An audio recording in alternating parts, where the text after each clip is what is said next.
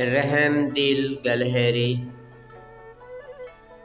ایک گھنے اور سب جنگل میں ایک چھوٹی سی گلہری سیمی رہتی تھی۔ سیمی اپنی پھرتی اور شرارتوں کی وجہ سے مشہور تھی، لیکن اس کی سب سے بڑی خوبی اس کی مہربانی تھی۔ ایک دن جب سیمی سردیوں کے لیے میوے جمع کر رہی تھی، اسے کہیں سے ایک ہلکی سی رونے کی آواز سنائی دی۔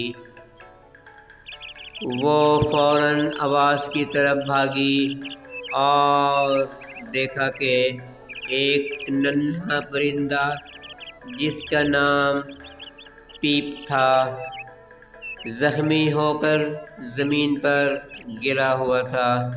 اوہو، کیا تم ٹھیک ہو؟ سیمی نے فکر مندی سے پوچھا۔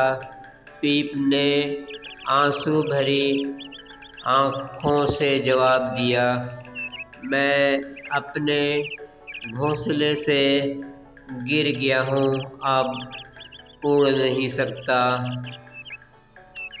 سیمی نے فوراً سوچا اور پھر مسکرا کر کہا، فکر مت کرو پیپ، میں تمہاری مدد کروں گی۔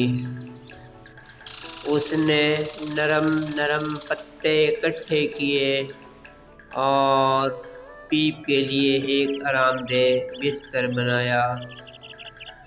پھر وہ روزانہ اسے کھانے کے لیے دانے اور پانی لانے لگی۔ جنگل کے دوسرے جانور ہنستے اور مذاق اڑاتے، تم اپنا وقت ایک ایسے پرندے پر کیوں ضائع کر رہی ہو جو اڑ بھی نہیں سکتا؟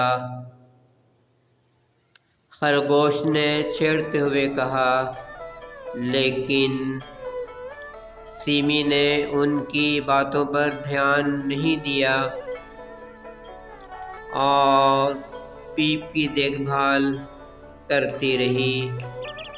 کچھ دنوں بعد پیپ کا پر ٹھیک ہو گیا اور وہ دوبارہ اڑنے کے قابل ہو گیا۔ سیمی، میں تمہاری مہربانی کبھی نہیں بھولوں گا، پیپ نے خوشی سے چہچہاتے ہوئے کہا اور آسمان میں بلند ہو گیا۔